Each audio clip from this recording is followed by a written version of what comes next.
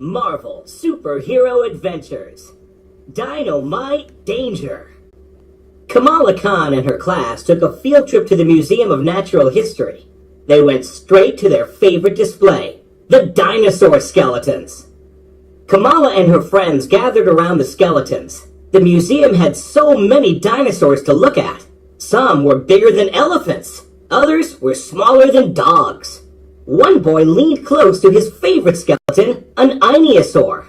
He looked at the curved horn on its nose. Suddenly, the skeleton turned its head and looked right at him.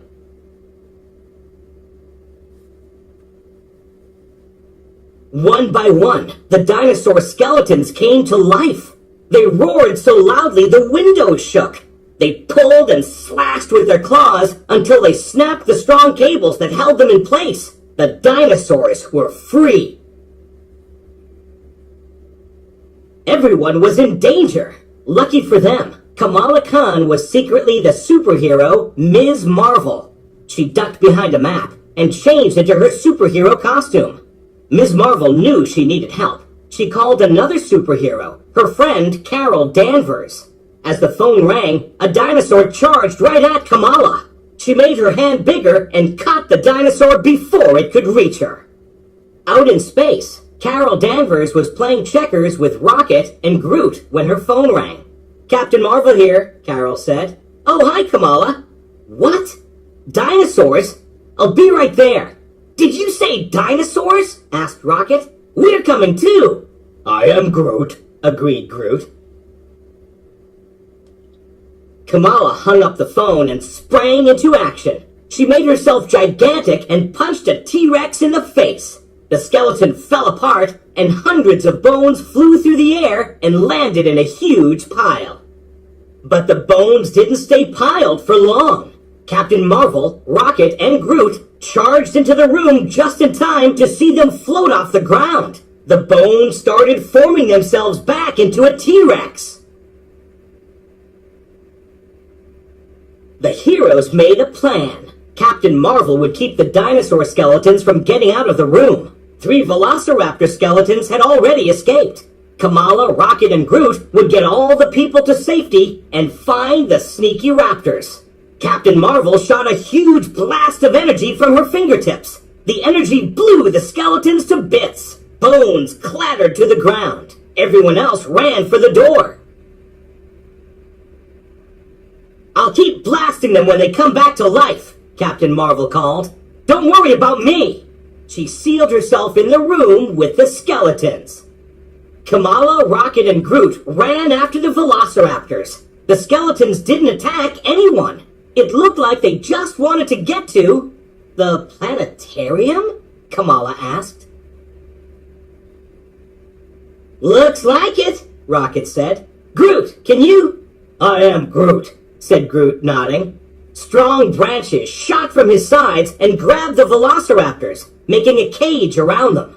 Groot stayed with the raptors. Carefully, Rocket and Kamala crept into the planetarium. Inside, they found Thanos. The villain was fast asleep and dreaming, holding his powerful cosmic cube. "He fell asleep during the show," Kamala said, "and the cube is making his dreams come to life." "First things first," Rocket said. Click! He snapped a pair of super strong handcuffs on Thanos. "Now let's wake him up," Kamala said. Rocket poked Thanos in the shoulder. "Rise and shine, big guy!" Thanos just cuddled the cube closer. "Let me try," said Kamala. She grabbed Thanos by the shoulders. "Wake up!" she yelled, shaking him. Thanos just snored. They decided to try together. Kamala cupped her big hands around her mouth. Rocket grabbed an air horn. "Wake up!" Kamala screamed. Rocket set off the air horn right in Thanos' ear. Thanos' eyes flew open. As soon as Thanos woke up, the cube's power reversed itself. Groot felt the raptors stop chewing on the wooden bars of their cage. He looked down in surprise. They were gone. In the main dinosaur room, Captain Marvel was just about to blast another group of skeletons. Suddenly, they disappeared.